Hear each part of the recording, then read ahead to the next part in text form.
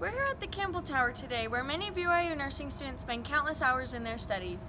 These students will face a variety of challenges and struggles in their future careers, many of which they do not realize. Let's go take a look inside. We're here today to talk to a few different nurses about their experience with compassion fatigue. This is a challenge they will face in their future careers. The American Nurses Up to Date has defined compassion fatigue as loss of satisfaction that comes from doing one's job well, or job-related distress that outweighs job satisfaction. Sometimes, merely being exposed to another's traumatic experiences leave us feeling emotionally distraught, called secondary traumatic stress. This is a part of compassion fatigue. As our sense of job satisfaction decreases, we may feel more burnt out. Hey Rachel, do you have a second? Yeah, of course. This is Rachel, a registered nurse here at Utah Valley Hospital. Can I ask you a quick question? Yes. So, what's your experience with compassion fatigue? In my experience, I was really irritable and I felt really inadequate with my job. But I've had other colleagues that have had trouble sleeping, have had headaches and weight loss things. Does it affect you outside of work at all? Totally. It affects your relationships, your emotions, life at home. Makes it hard. So you have to really learn how to cope so that you can get through it and that you don't burn out. Yeah. Thank you for your time, Rachel. I think it's super awesome how many hospitals in Utah are beginning to address this issue and start wellness programs for their employees. Let's go talk to a current nursing student to see what they've learned about compassion fatigue. Daphne, would you mind introducing yourself real quick? Yeah, I'm Daphne. I am a nursing student here at BYU in my capstone year.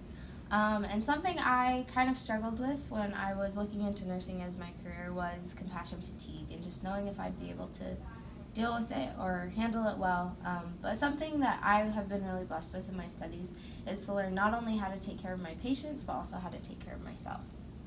For sure, that's awesome. Why would you say it's important for prospective nurses and current nurses to be aware and learn how to cope with compassion fatigue?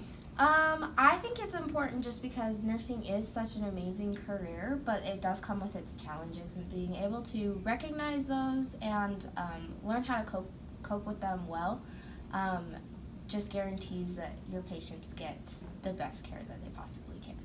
Totally.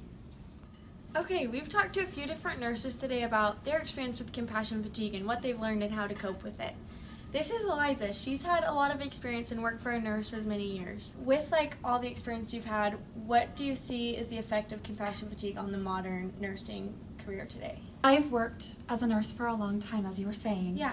I've worked in a lot of different areas, and it's very interesting to me to see that, different kinds of nurses face different problems, and there's a lot of different burnout rates and different compassion fatigue effects, I guess you could say, among these different nurses. So I'm currently working as a home health nurse, and as a home health nurse, as is similar to many other nurses, we're working with people who a lot of the time are not getting better, this is heavy stuff, and you have to talk to the family and all of these things to be there for these people who are going through quite possibly the hardest times in their lives.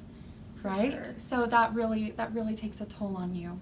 And I love that, hospitals and employers are trying to implement more employee wellness programs and institutions and things like that to bring awareness to this issue of compassion fatigue.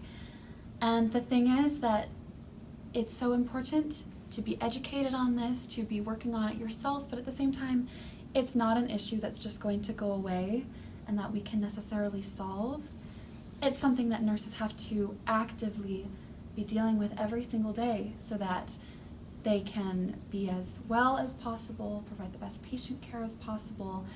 There are definitely ways to improve it. I've seen a lot of nurses who have burned out and they get kind of jaded or, don't enjoy their work as much. That's just some of the effects of compassion fatigue. So I think that it's very important and still very relevant in the nursing world today. Recognizing and educating yourself about compassion fatigue is the first step to coping with it. Thanks for joining us!